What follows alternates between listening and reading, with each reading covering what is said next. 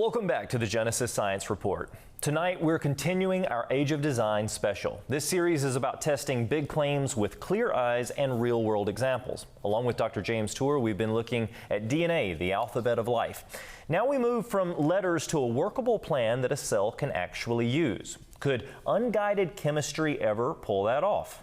Now, we believe that you are designed. You are not an accident. Every detail of who you are, your mind, your body, your ability to think, create, and love reflects purpose. From the smallest cell to the vastness of the universe, the evidence of design is everywhere. Age of Design is about uncovering that truth, asking the hard questions about life, and discovering the meaning woven into our very existence. ageofdesign.org seeks the scientific truth on the origin of life, and we will present the scientific evidence that discredits the common theories of origin of life. Since 1931, advancements in technology and research ushered the discoveries of the complexities of life in DNA that provide solid evidence that you are designed. Now let's discuss our 5 scientific DNA facts supporting design in origin of life. Number 1, prebiotic forces cannot create the basic DNA or RNA structure. Number 2, unguided prebiotic forces cannot create basic building blocks needed for the development of the basic cell. Number 3, prebiotic forces cannot arrange DNA nucleobases that contain the stored information of the DNA strand. Number 4, prebiotic forces cannot create a basic cell by arranging the 4 basic building blocks. DNA and its stored information or data is useless in and of itself. Number 5, DNA transcription, translation, and replication requires hundreds of complex proteins and protein machines in order to function. So, fact number 1, prebiotic forces in and of themselves cannot create the basic DNA or RNA structure. Nucleotides are organic molecules composed of a nitrogenous base, a pentose sugar, and a phosphate joined together in a chain to form DNA and RNA. So, to continue our conversation, we're joined by Dr. James Tour of Rice University. He's usually building molecules and testing bold ideas in the lab, but he is here with us now to help lead us through the evidence. Dr. Tour, thank you again for joining us. Thank you. Absolutely. Okay, let's talk about nucleotide formation for a second, because you've said that there is no plausible prebiotic pathway for forming nucleotides through naturalistic ways. Why is it so difficult for these things, the building blocks of DNA, to form naturally under prebiotic conditions? Well, to have DNA or RNA, you first have to solve the sugar problem. So you have to be able to make sugars. Sugars are very hard to make. There's a reaction called the foremost reaction, which was presumed to be the mechanism by which these would form. But the foremost reaction does not give us the sugars that we need in any type of quantity that we're going to need to make DNA or RNA. That's the problem. And then once you've made these things that actually we've not figured out how to make them in a prebiotically relevant manner, these particular sugars, how you attach the nitrogenous base is very hard. Some of them a little bit easier than others, but it's a difficult problem on how to get that attached. And then you've got to somehow get the phosphate attached. All of those are very hard problems. And people have tried to do that, and with lots and lots of very careful things in the lab, trying to mimic prebiotic conditions, they've been able to get simple little things that don't work very well. And that's, again, starting with known sugars that they've gotten from natural sources, not from a prebiotic method, because the sugar problem's not been solved. Right. So that's what we're up against. But then you try to polymerize these together. So there's a hypothesis saying that RNA is the model of what forms. So if you think about RNA, the RNA can polymerize in 2 different ways. It can do what's called a 3' 5' polymerization, which tells you which hydroxyl is going to add to the next one. And that's the order that you want. There's another way. It's the 2' 5' method, and that would give you something that does not work. Plus, there's an extra hydroxyl on RNA that allows side branching. So every time you try to make even if you start with a pure nucleotide that you could never get, because nobody's made a chiral sugar like this. Even if you took it from a natural system and now you just tried to polymerize this, whether it be on Montmorillonite clay or it be on some glass surface, some boron glass surface, all of these always give branching, large degrees of branching, and large amounts of the 2,5 linkage. So it could not have worked. So we can't get these structured right. We don't know how to put them together. But even if we knew how to put them together, they would have a random assembly order. It would be like taking a box of letters and shaking it up.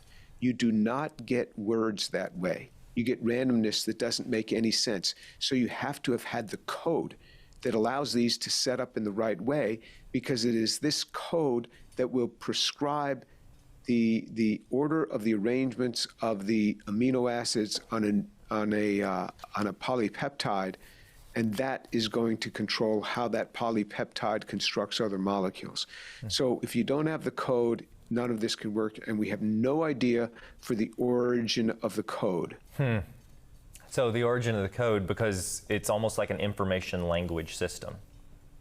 Yeah, and without the code, without somebody taking those box of letters and putting them in the right order, you just have a string of nonsense there. It doesn't make any sense. And so if you could put like little Velcro ends on the ends of these so that they would assemble and stick together, you don't get real words. You get a bunch of nonsense that doesn't make any sense. You have to have an operator giving informational input to say, here, put this one, this one, this one. Now you have a word. And now put this one, this one, this one. Now you have a word. And in biology, 3 letters make up words all the time. 3 letters make up words.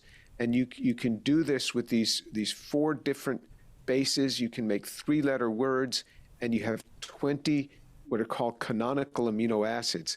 And these will code for specific amino acids. Some amino acids could be coded by a few different words, just like we have synonyms, where you have these words that can have. Well, a synonym would be a word that has these multiple meanings, but here they prescribe you can have 2 different types of words having exactly the same meaning. But this is inherent in there. There's this information, there's this informational code, and you've got to be able to deal with this, and nobody knows where the information came from. So even if you could assemble these, it'd just be a box of random letters that makes no sense. Okay, but let's just say, and Dr. Tour, you mentioned, I love that analogy of putting Velcro on the back of letters and then seeing what sticks together. Does it form words? Well, it's going to have a randomness to it. Is there any way to say that, well, somehow if you get a few of those random things that do actually form words, well, then it's going to be robust enough to then reproduce and carry that on? Or is that really not possible based on a naturalistic model?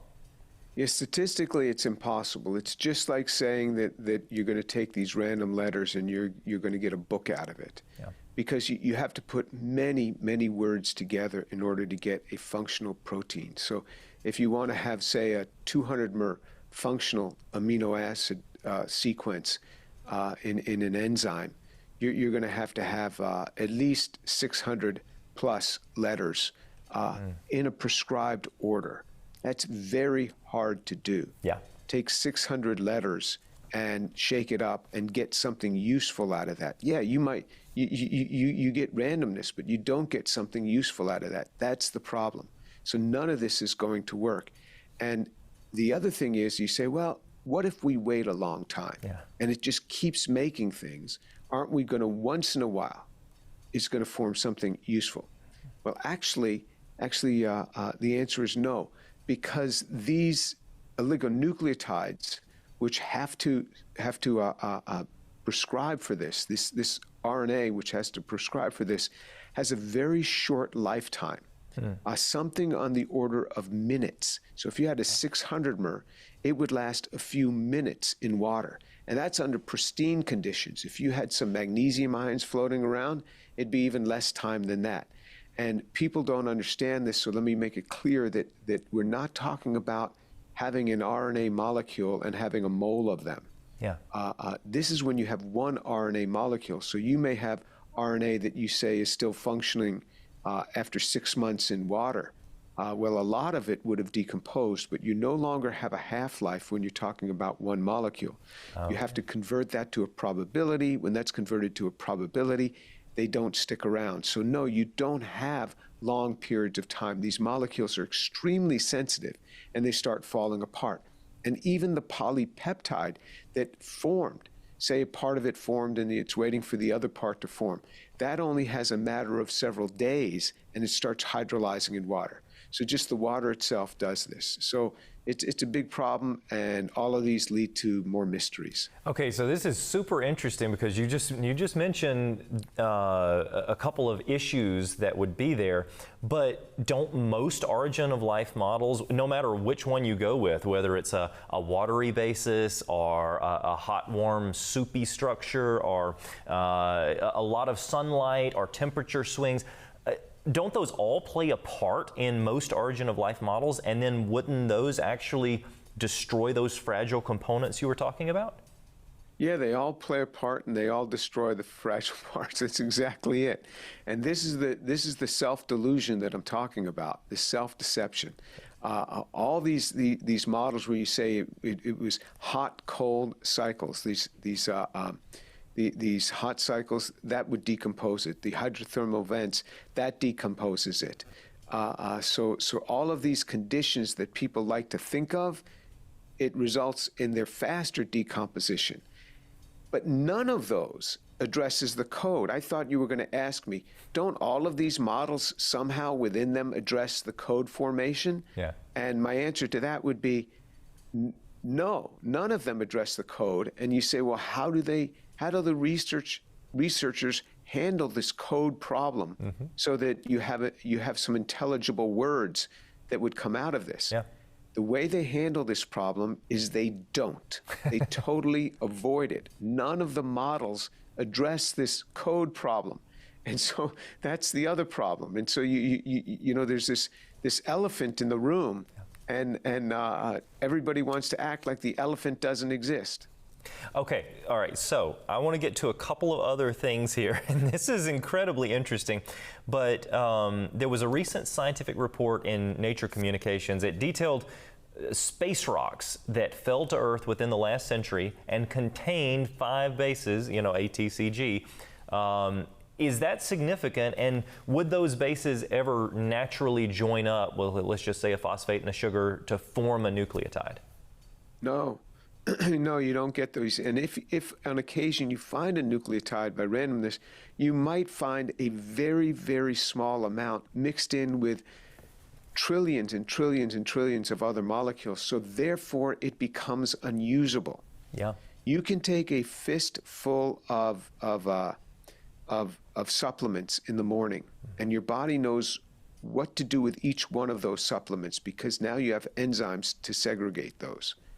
That is not the case with chemistry. Before you have a biological system, there are no enzymes to do these segregations. And so when you have mixtures of compounds, those absolutely do not work. You can't redeem it. These are totally unusable. You have to get them separated. And we have many techniques that we've developed over a period of 100 years within organic chemistry to try to separate and purify compounds. And then there's occasions when the compounds are what are called diastereomers or enantiomers, where it gets so hard it's impractical to be able to separate these, especially when you have large numbers of mixtures. So whatever has come in on a meteorite is unusable. I recently interviewed Ed Peltzer on my YouTube channel. Ed worked for Stanley Miller of the Miller-Urey reaction. And his boss, Jeffrey Beta, had gotten his PhD with Stanley Miller. Ed Peltzer worked for Beta, but he also interacted with Stanley Miller himself. He was an expert in analyzing space these meteorites that would come in and have these molecules on them. And he was an expert in this, and he said they're totally unusable. They're not usable, and you never see the chirality. You never see the pure mixtures to be able to deal with these. And so even he confessed that these are unusable. Anything that has ever been delivered on a meteorite is unusable, even in our modern laboratory, let alone on an early Earth. Wow. Okay. All right. I've got one more question before we take another quick break, because we're learning a whole lot. And then again, as a layman, we'll go through these websites and we'll see these incredible headlines that just seem so fantastic, and it seems like everything is figured out and from a naturalistic perspective. But then when you start to dig into it, you start finding these problems that Dr. Tour, you've been bringing up time and time again. But one of the things that has consistently been an issue with origin of life models is chirality, or handedness, basically, right?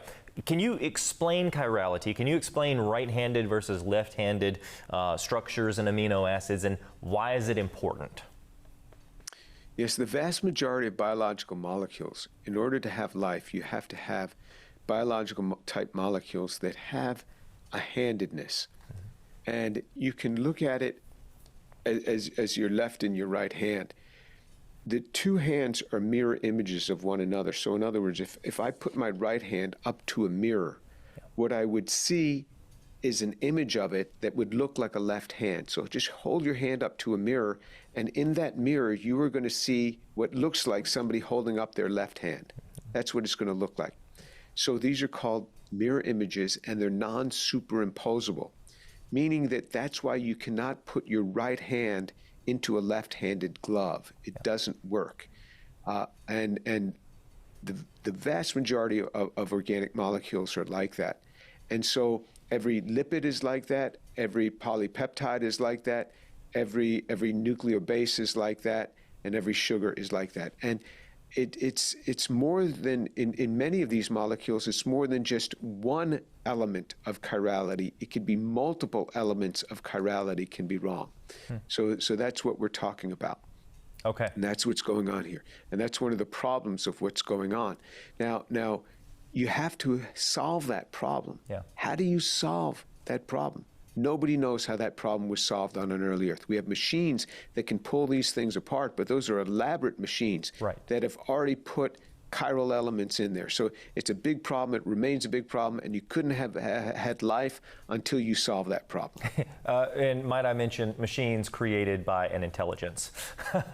Do you think that all of these hurdles that we've talked about so far, all of these issues, do you think that things are pointing more strongly to design or to a chemical chance process?